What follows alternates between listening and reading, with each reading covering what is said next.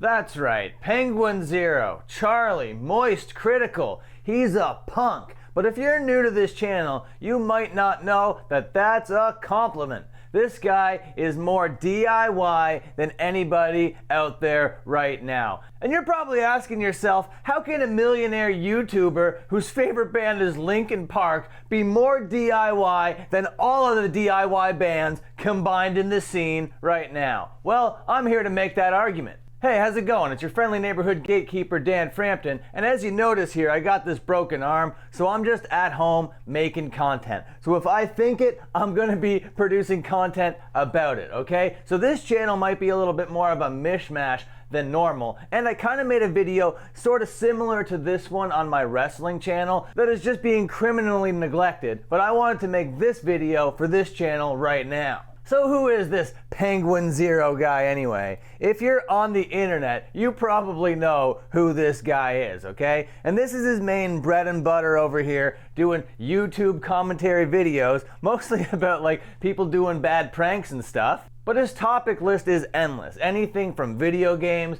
to viral videos to drama and controversies. This guy is going to be talking about it and giving his dry take about the whole thing. And he's kind of got the most level-headed, reasonable take on any subject going on, except for his most recent iDubbbz controversy, which I totally agreed with him on, by the way, but he got a lot of flack on the internet. If you want to see all that summed up in one video, go watch Bo Black's video on that. This guy over here, favorite band, Linkin Park. This guy collects Pokemon cards and Yu-Gi-Oh cards, you know? How could this guy, like I said, be cooler and more DIY than any guy in the whole world right now? And he's basically just doing this all himself, and it's generating a ton of money. And what he's doing with that money is helping out his community and his friends and just doing a whole bunch of really cool stuff that interests him, okay? He's thinking like, okay, I'm really into this thing and I want to do it, so I have the money and resources to do it, so I'm gonna do it. And he generates that money by producing content. And not only here on YouTube, he's got this like Twitch channel too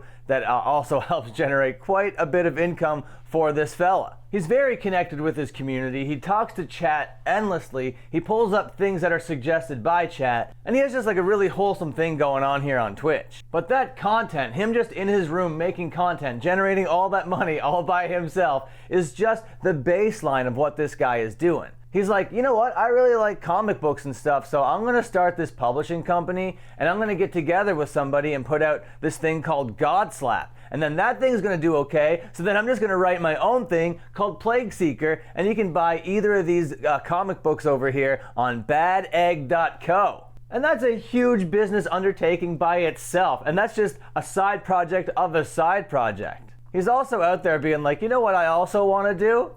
I want to like sell all this merchandise.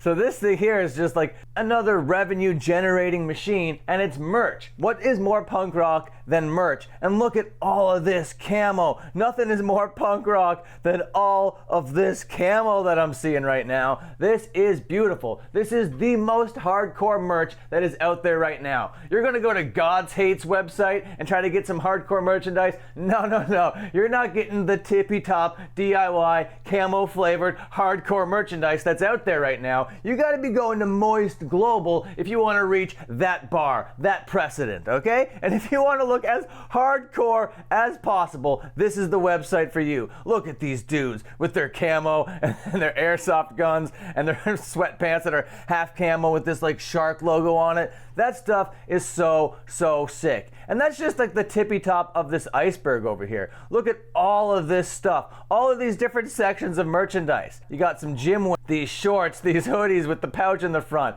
Very lovely.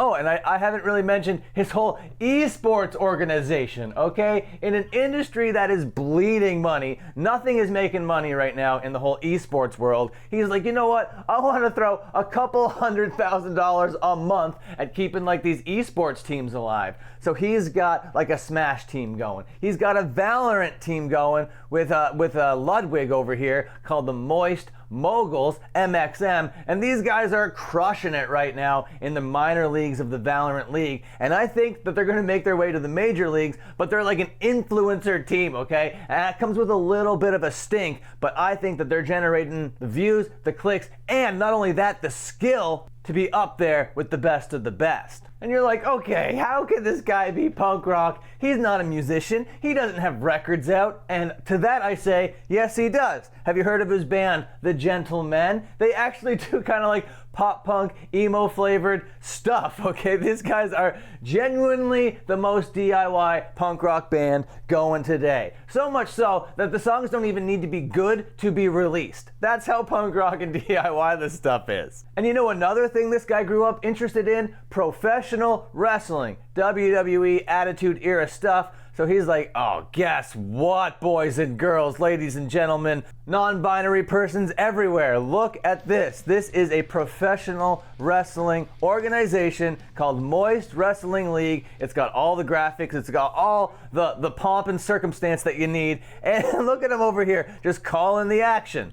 And his love of calling the action led him to Creator Clash 2, where he called the action for the entire event. So much so that he lost his voice for the next week to follow. And you think a sore throat was going to keep this guy down from making content? No, no, no. He was still churning out those streams, churning out those commentary videos. And if all that content wasn't enough, he's got a foot in all the pies, okay? His feet are covered in key lime. He's over here with a podcast just so he can give his friends some money on the side. He's like, hey, you guys all like stream and stuff, but you're not that popular, okay? But you're friends with me, so come on to my channel and we'll do this little podcast thing. And here they are talking about Zelda. So I might make a video about how Zelda is a punk, how Link is a stupid punk, okay? Because I've been playing that game, but I can't be playing it right now because of this hand. But I might be making that video soon too.